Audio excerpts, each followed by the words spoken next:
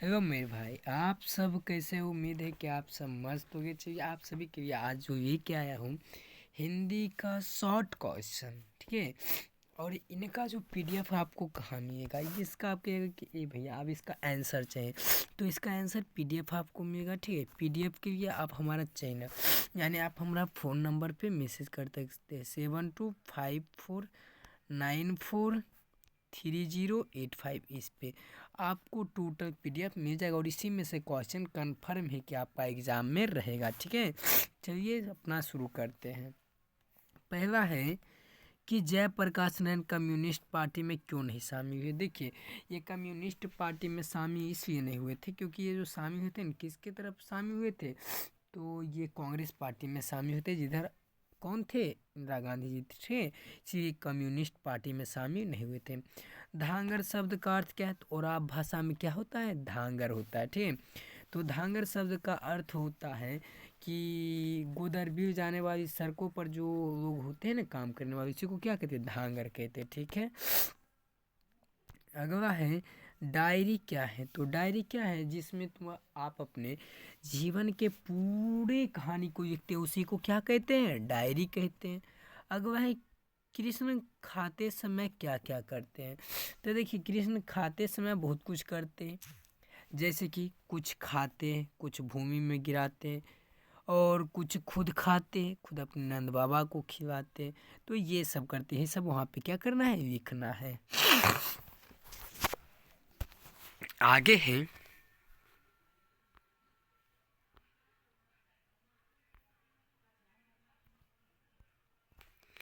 माँ के लिए अपना मन समझाना कब कठिन है और क्यों। तो देखिए, माँ के लिए अपना मन समझाना तब कठिन जब उनके पास क्या होता है, अपना बच्चा यानी कि उसका बेटा नहीं होता है, तब उसको क्या होता है, समझाना बहुत ही कठिन होता है। और ये भी क्वेश्चन बहुत बार पूछा गया, ठीक है। अब अगर कभी मुक्ति बोध को सितारे भयानक क्यों लगते हैं, तो सितारे किसको कहा गया आपको पता है, सितारे ये जनता लोग को कहा गया। तो जनता लोग को क्या लगते हैं, मुक्ति बोध को भयानक लगते हैं, ठीक है। सड़क को क्यों सींचा जा रहा था, तो सड़क को इसलिए सींचा जा रहा था क्योंकि आपको पता है, क्योंकि ये अधिनायक कविता में सड़क सींच कौन रहा था, तो याद रखना, मशक वाला बुढ़वा। कौन सींच रहे थे, मशक वाला बुढ़वा, ठीक है। और ये सड़क को क्यों सींचा जाता है, सड़क के इसलिए सींचा जाता है क्योंकि उधर से अपना जो सेना था जीत के आ रहा था, और साथ ही वहाँ पर क्या राजा भी आ रहे थे, जो अपने लिए क्या करते हैं, बिग्गू बजवाते हैं और नाच करवाते हैं, गाना गावाते हैं और छाते लगवाते थे, ये सभी क्या थे, इसीलिए सड़क को सींचा जा रहा था, ठीक है। आगे चलिए 8 नंबर क्वेश्चन।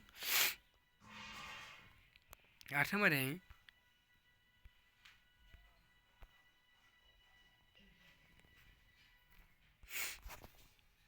गांव का घर शीर्षक कविता पर पंच परमेश्वर खो जाने को लेकर कवि को चिंतित है।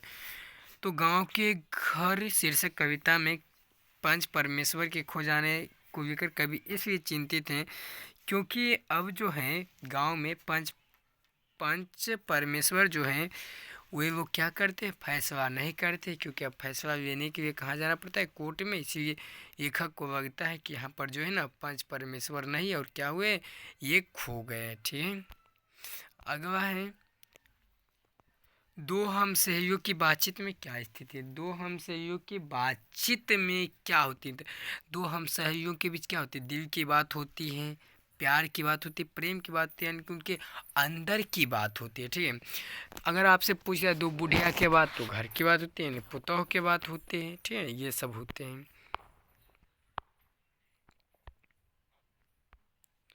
आगे है अगर हमें वाक शक्ति ना होती तो क्या होता, अगर हमें वाक शक्ति ना होती तो क्या होता, ये पूरे पृथ्वी क्या होती, गूंगी हो जाती, हम एक दूसरे से क्या करते, बात नहीं कर सकते थे, और अपना दुख दर्द किसी को सुना नहीं सकते थे। कह रहे हैं उसने कहा था कहानी का केंद्रीय भाव, तो उसने कहा था कहानी में क्या होता है, एक राणा सिंह हीरो होता है और सूबेदारनी क्या होती है, हीरोइन होती है।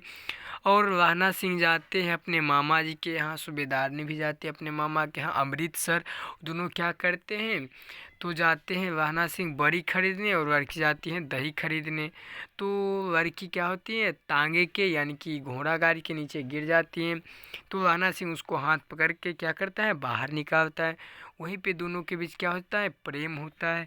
तो यही क्या था, केंद्रीय भाव है।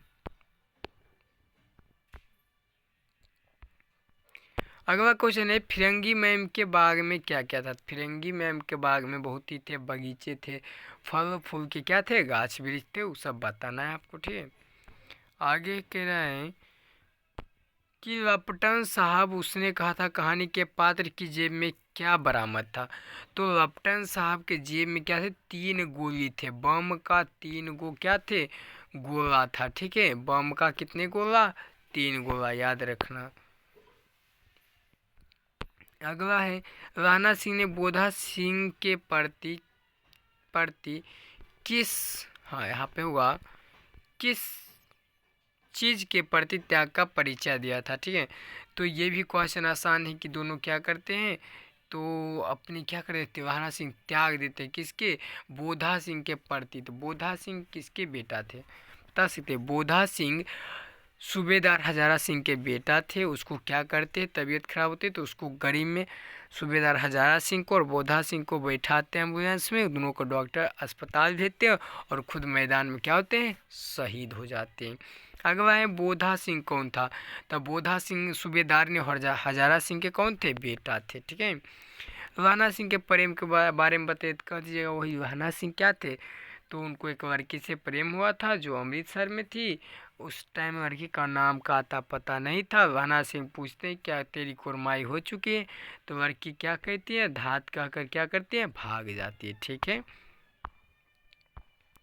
अगला जो अपना क्वेश्चन है, जयप्रकाश नारायण की पत्नी का नाम क्या है, किसकी पुत्री थी। जयप्रकाश नारायण की पत्नी का नाम श्यामावती था, ठीक है।